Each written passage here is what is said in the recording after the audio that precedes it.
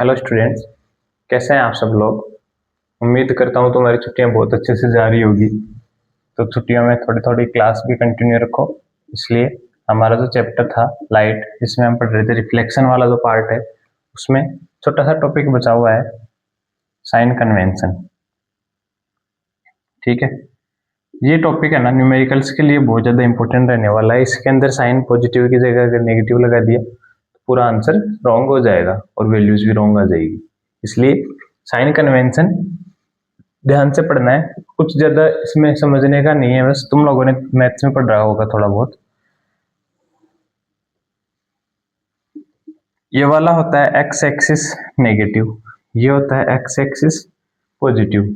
Graph पढ़ी होगी उस टाइम में पढ़ा होगा। ये होता है वाई एक्सिस पॉजिटिव में और ये होता है वाई एक्सिस नेगेटिव में। इसको बोला जाता है ओरिजिन पॉइंट।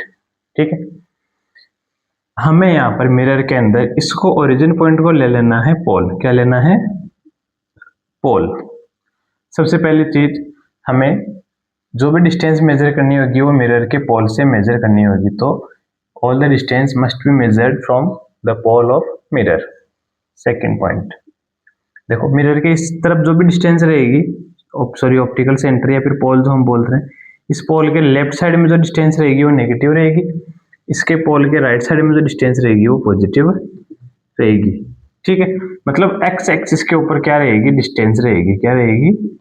डिस्टेंस रहेगी। नेगेटिव में आएगी तो डिस्टेंस नेगेटिव और पॉजिटिव में आएगी तो डिस्टेंस पॉजिटिव। तीसरा पॉइंट, इस पोल के ऊपर की तरफ अबोव द एक्सिस जो भी हाइट रहेगी वो पॉजिटिव रहेगी और इस पोल के नीचे की तरफ जो हाइट रहेगी वो नेगेटिव रहेगी। मतलब वाई एक्सिस के ऊपर हमारा क्या रहेगा? हाइट रहने वाला है और ये पॉजिटिव में रहेगी। ऊपर की तरफ रहेगी तो पॉजिटिव और नीचे की तरफ रहेगी तो नेगेटिव होगी। ठीक है, समझ में आ गई बात। ये 3-4 पॉइंट तुम लोगों को साइन कन्वेंशन में याद रखने। इसके अलावा इसके अंदर कुछ भी नहीं है। मतलब पहला चीज है डिस्टेंस हमें मिरर के पोल से मेजर करने हैं। इस तरफ जाएंगे तो डिस्टेंस नेगेटिव, इस तरफ जाएंगे तो डिस्टेंस पॉजिटिव। दूसरी चीज, हाइट जो है वो इस पोल के अबोव द एक्सिस रहेगी तो पॉजिटिव रहेगी, इसके बिलो आएगी तो हाइट नेगेटिव रहेगी। ठीक है, ये हो गया साइन कन्वेंशन कंप्लीट। इसके अलावा अब तुम लोगों के मैग्निफिकेशन में अगर उनमें मिरर फॉर्मूला में कुछ डाउट है तो देख लो। मैग्निफिकेशन जो होता है वो रेशियो होता है इमेज हाइट का ऑब्जेक्ट हाइट के साथ में। हमेशा इमेज हाइट ऊपर रहेगी, ऑब्जेक्ट हाइट नीचे रहेगी। ये बात ध्यान से समझ लो, उल्टा मत बोला करो। तुम लोगों को बहुत बार पूछा है, जब भी तुम उल्टे बताते हो। मैग्निफिकेशन होती है इमेज हाइट का ऑब्जेक्ट हाइट के साथ में, या फिर इमेज डिस्टेंस का ऑब्जेक्ट डिस्टेंस के साथ में रेशियो क्या कहलाता है? मैग्निफिकेशन कहलाता है। ठीक है, ये इतना ही है फॉर्मूला।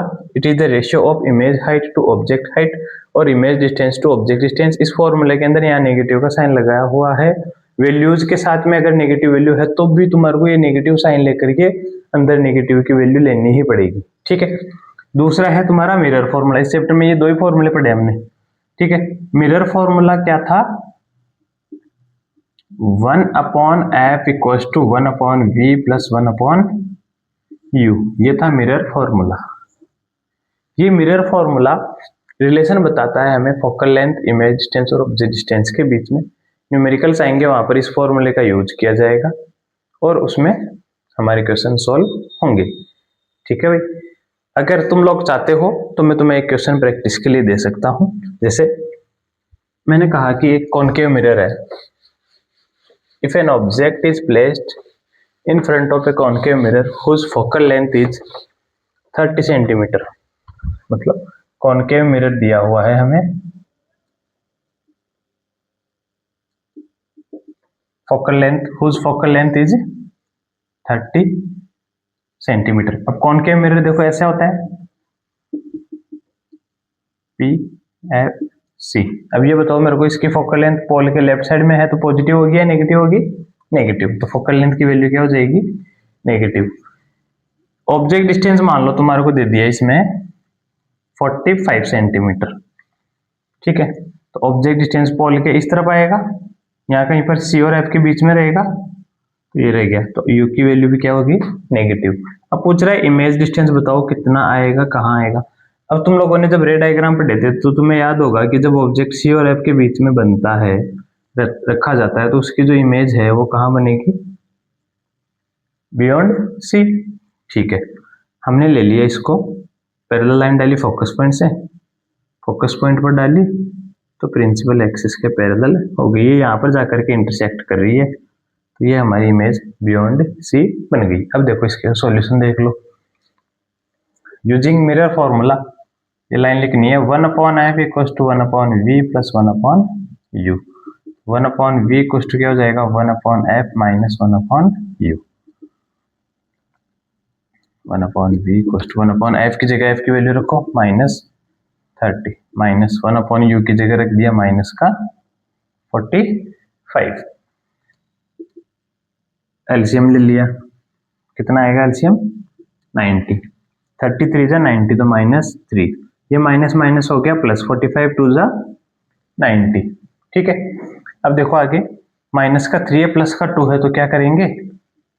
-1/90, तो मतलब 1/v की वैल्यू आ गई -1/90। यहाँ से v की वैल्यू क्या आ जाएगी? -90 सेंटीमीटर। आगे बात समझ में? अब अगर पूछ ले कि मैग्निफिकेशन बताओ तो m इक्वल्स टू, देखो यहाँ पे मैंने भी कहा था नेगेटिव का साइन साथ में रखना है, m equals to -v/u formula था हमारा, तो यहाँ पर हमने वैल्यू रखी नेगेटिव, ब्रैकेट के अंदर -90 अपॉन u की वैल्यू कितनी है? नेगेटिव में 45, इस नेगेटिव से ये नेगेटिव कट गया, 45 2 जा 90, तो m की वैल्यू आ गई -2। अब देखो यहाँ पर ये जो नेगेटिव है ना, इसका मतलब होता है कि जो इमेज बनेगी उसका नेचर, ये नेगेटिव क्या बताता है हमारे को? नेचर, तो नेचर होगा रियल एंड इन्वर्टेड। अगर ये नेगेटिव नहीं आकर के पॉजिटिव आता, ठीक है, दिख नहीं रहा होगा, मैं ऊपर लिख देता हूँ, m की वैल्यू आई है हमारे पास -2। ये नेगेटिव हमें बताता है इमेज के नेचर के बारे में, तो इमेज का नेचर कैसा हो गया? Real and inverted. और ये 2 बता रहा है हमें कि इमेज की साइज, तो ये हो गया एनलार्ज्ड। समझ में आ गया? इस प्रकार से और भी न्यूमेरिकल तुम्हारी बुक में भी है, और भेज दूंगा मैं तुम लोगों के पास में, उनकी प्रैक्टिस करनी है बढ़िया ढंग से। 2 से 3 नंबर के अंदर पूछा जाता है ये हर बार, तो आराम से इसको सॉल्व करना है। बहुत सारे क्वेश्चन प्रैक्टिस करोगे तो तुम्हारे को चीजें समझ में आने लग जाएगी। ठीक, अब एक बार मैं छोटा सा चार्ट बना के बता देता हूँ। अगर मैग्निफिकेशन की वैल्यू ग्रेटर देन 1 है तो जो इमेज होगा वो बनेगी एनलार्ज्ड। साइज की बात कर रहा हूं मैं। अगर मैग्निफिकेशन इक्वल टू 1 है तब होगी इमेज की साइज सेम साइज। अगर मैग्निफिकेशन लेस देन 1 है तब जो इमेज बनेगी वो बनेगी डिमिनिश्ड। ठीक है, अब ग्रेटर देन 1 का मतलब है 1 पॉइंट जो भी आएगा, ठीक है, जैसे अभी इस वाले के अंदर आ रहा था -2। अब तुम बोलोगे सर ये -2 तो 1 से छोटा होता है, हमें सिर्फ वैल्यू देखनी है, साइन तो हमारे को नेचर बताने के काम में आ रहा है। समझ में आ रही है बात?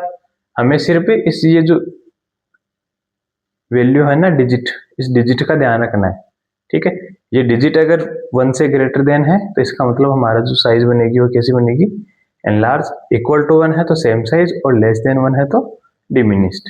ठीक है, दूसरी चीज, अगर मैग्निफिकेशन पॉजिटिव आया है या फिर मैग्निफिकेशन नेगेटिव आया है, मैग्निफिकेशन अगर नेगेटिव आया है तो नेचर होगा रियल एंड इन्वर्टेड। अगर मैग्निफिकेशन पॉजिटिव है तो नेचर होगा वर्चुअल एंड डायरेक्ट। आगे बात समझ में? ये है यहाँ पर हमारा जो रिफ्लेक्शन का जो पार्ट है इस चैप्टर के अंदर, लाइट वाला जो चैप्टर था लगभग आधा हो चुका है। कल क्लास जो होगी वो रिफ्रैक्शन की होगी, और 3 से 4 क्लास के अंदर रिफ्रैक्शन भी कंप्लीट हो जाएगा। ठीक है, थैंक यू।